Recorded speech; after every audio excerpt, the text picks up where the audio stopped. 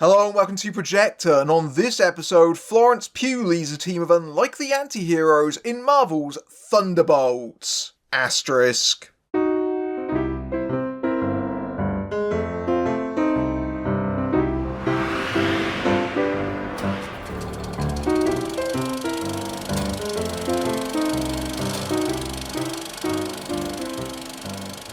Still reeling from the death of her sister Black Widow, Yelena, played by Florence Pugh, has been doing shadow missions for corrupt CIA director Valentina Allegra de Fontaine, played by Julia Louis-Dreyfus, who is facing impeachment. Trying to cover up the evidence, Valentina sends Yelena to a remote facility where she encounters Wyatt Russell's John Walker, Hannah John-Kamen's Ghost, and Olga Korolenko's Taskmaster, who have all worked for Valentina and realise that they've been sent there to die. Discovering a mysterious man named Bob, played by Lewis Pullman, they work together to escape, and with the aid of Sebastian Stan's Bucky Barnes and David Harbour's Red Guardian, try to expose Valentina. It's not really been much of a secret. Marvel has been struggling with their films for years now. Literally everyone and their mum has said that, and that's because it's true. After Avengers Endgame, it genuinely felt like Marvel didn't know what to do with themselves, and the quality of the films has slid drastically with one or two key exceptions like Wakanda Forever or Guardians of the Galaxy 3. One of the biggest problems has been the lack of a clear sense of direction for audiences to even invest in what's going on in the MCU. Obviously, some of that has been partly down to outside circumstance, like the fact they were clearly setting up Kang as a major antagonist, and then Jonathan Majors was fired due to his abusive behaviour. But even outside of that, Marvel has felt aimless of late, with even the post-credit scenes being less of an exciting tease and more a nebulous sense of something will happen at some point, we promise. They also moved into streaming TV shows that felt like they overplayed their hand, culminating in outright flops like Secret Invasion, which, did anyone even watch that? Because I know I didn't, and did anyone even watch it to the end and like it if they did? Marvel's problems have been so great that they only had one film last year while they attempted to retool and change course, and that was the almost totally standalone Deadpool and Wolverine, and even that had Deadpool making cracks about how you've come at a bit of a low point. There's been a lot of hand-wringing about why this once-dominant franchise is in trouble or how Marvel could fix their problems, so allow me to throw my hat into the ring and give my explanation. They stopped being about anything or giving us reasons to care. If a lot of the Marvel films were about anything, it was about themselves, that they were less movies than they were just calendar slots, and they moved up from being appointment viewing to being straight up appointments, that they thought their audience would be loyal just simply out of obligation, that they just watched the movies because they had to keep up with the MCU. Instead, it turns out it was quite easy to jump off, especially after Endgame felt like pretty much a wrap-up of everything. 2025 is meant to be Marvel's comeback year, but they stumbled out of the gate with Captain America Brave New World, a pale attempt to recapture the Winter Soldier, but it's a political film that feels both afraid to be actually political and wildly out of step with the current moment. It clearly had major reshoots that noosed it into another stodgy porridge of exposition flavoured by very silly OTT action sequences. I mean, that fight scene at the end with the Hulkified president was almost impossible to take seriously. But if Brave New World was a hangover of Marvel's trouble period, then Thunderbolts, yes, I am finally getting around to talking about it, might be the first real indication of what the retooled Marvel looks like. And if so, the realisation that appears to have happened behind the scenes is that people have to care about the characters. People weren't seeing Iron Man primarily for the action beats and all the Marvel world building. They wanted to see Robert Downey Jr. and his performance.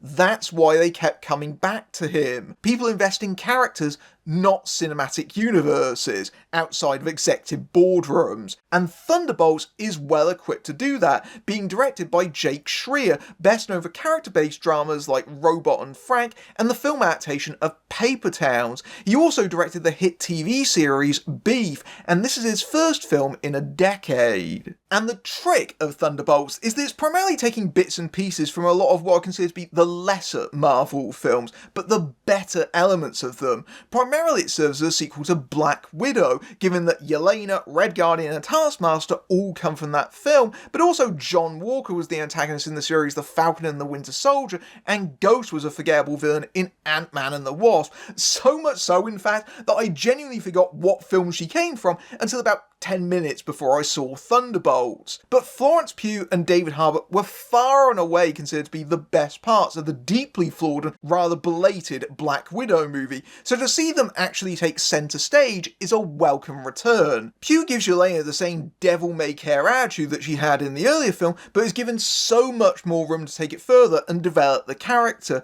Pugh has the full-blown movie star riz at this point. She is just eminently watchable, and much of the film belongs to her. She definitely balances how Yelena can both be absolutely hilarious in a darkly detached way as she carries out her missions, but also so deeply troubled that she keeps herself emotionally numb to avoid confronting the pain and trauma inside of her. Yelena may have been trained as a killing machine, but there's a compassionate, fragile human that feels so much guilt for what she's done and her lost innocence that occasionally shows in things like adopting a guinea pig that she saves from a lab explosion. But there's also the fact that she feels so unbearably alone with what she carries, given that the sister that she only recently reconnected with is now gone permanently, and that she hasn't seen her father figure Red Guardian in over a year. That mix of pragmatism and emotion is something we've seen in Black Widow previously, and Yelena has many of the same traits, but in a much more unsettled and uncertain way. It feels like she's struggling to work out her own path. And Harbour is once again a scene stealer in this, chewing through his lines with a broadly hammy Russian accent. That's more Arnie than Russian, but never mind.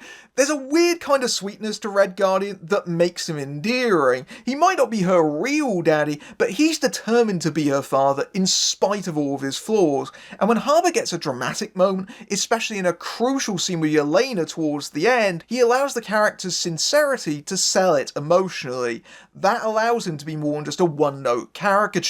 But the film also allows far more characterization for someone like Ghost, who in Ant-Man and the Wasp wasn't really much of a character, or at least that's my memory of it. It's been 6 years since that film came out, and I gotta be honest, I don't normally have a burning desire to revisit a lot of Marvel films after I first see them, but Hannah John-Kamen has given room to have this prickly, frustrated personality, and again, finds some surprising humour with the role. And Wyatt Russell is great as the quick-tempered and asshole-ish John Walker, the former disgraced Captain America who became the toxic version of what he represented, whose surly antagonism adds some friction to the group's dynamic, but is likewise struggling to try and become the better version of himself, like all of the main characters are. And there's this running idea that they keep wanting to be these idealised superheroes. Red Guardian talks about how this has the makings of a team that could be on the Wheaties box. I need to stop doing the Russian impressions,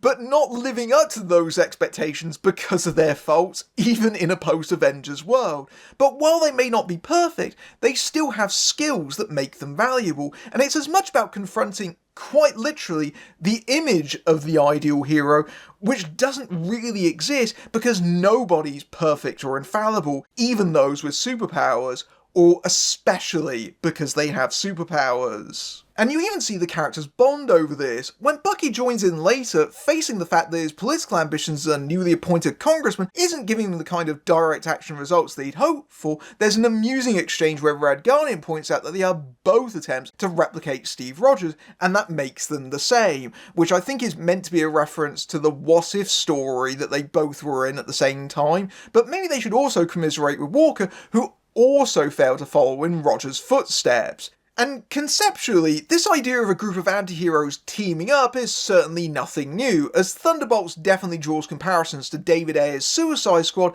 and James Gunn's sequel, or Gunn's own work with Marvel on the Guardians of the Galaxy films. Like those films, it also deals with a group of loner misfits brought together by circumstance and become better by working together.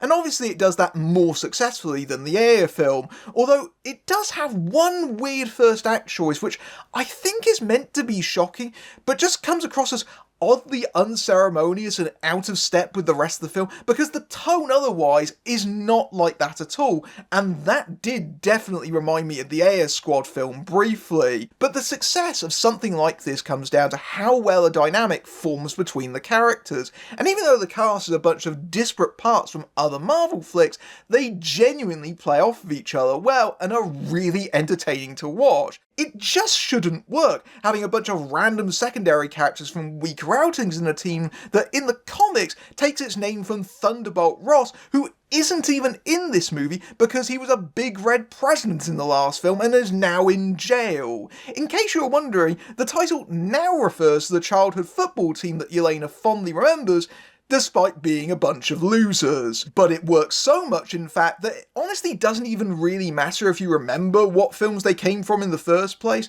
The film does such a solid job with these characters on its own terms that you could only see this film and still understand their motivations. And that is very much a deliberate and conscious choice, it seems, because Thunderbolts is much smaller and much more intimate, relatively speaking, for a Marvel film. Marvel has been dogged for years by complaints that both the long continuity in the MCU is now becoming an albatross, and that the action sequences and world-ending stakes of these individual movies are now so huge that they often lose sight of the story and the characters.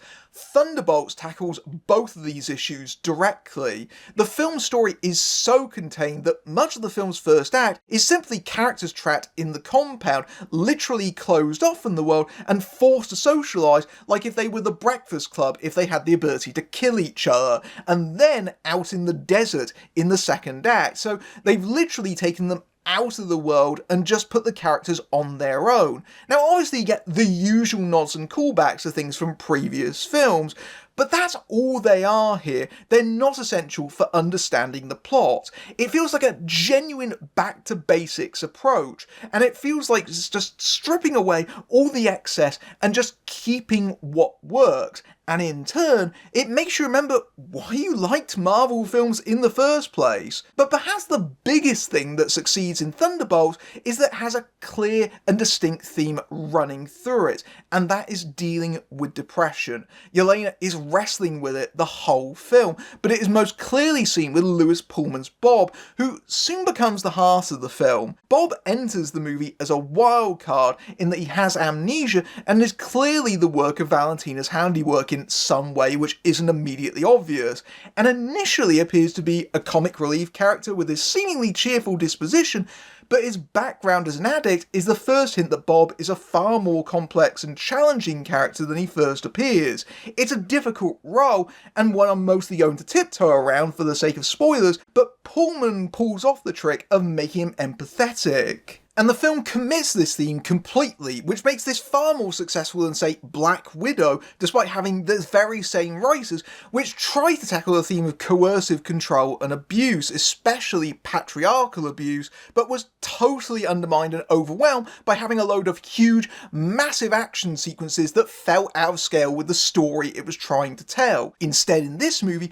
the character-based approach is imbued even in the action sequences, and that makes it far more cohesive than some of the recent Marvel flicks, where it feels like the director just lets second and third unit do their stuff, while they just handle all the dramatic scenes in the middle. The opening moment with Florence Pugh indulging her inner Tom Cruise as Yelena jumps from Merdeka 118, the world's second tallest building, establishes the character as in literal and emotional freefall, just going through the motions coldly, and much of the action is satisfyingly practical and tactile, with the scale suiting the story and its characters, with a mid-film limo chase and Bucky looking ultra cool as he rides in on his motorcycle being an easy standout. The film's third act is also a refreshing change to the usual smash-em-up climaxes of superhero flicks, and while there still may be a lot of CGI involved, I found the way it used the fantasy of the genre to turn despair into a metaphor and try to externalise an internal battle really imaginative and creative.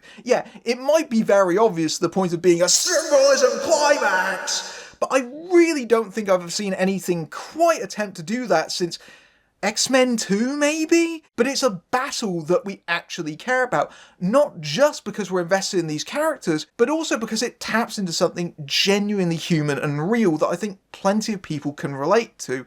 I know I can. It has a genuine emotional impact, not least of which because people can see this and know that they are not alone, and they don't have to be, so long as they just don't give up. And the fact that the nemesis of this movie is basically an encroaching darkness, I think a lot of people have felt that kind of destructive desire that just makes them struggle to even get up in the morning.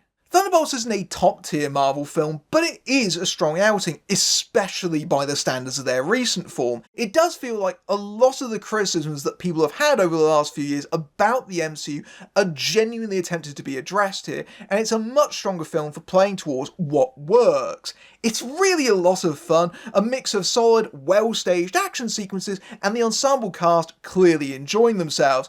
I've not even mentioned Julia Louis-Dreyfus getting a welcome opportunity to flesh out her recurring character and her dynamic with assistant Geraldine Wiswanathan that plays like a dark take on her Veep character, only even more image conscious and obsessed with power and control. But most of all, Thunderbolts is a success because it feels like a film and not a product, and hopefully the MCU can keep this up even as it ramps towards another mega stuffed Avengers movie. Turns out Marvel films can be good when they're actually about something. Who knew?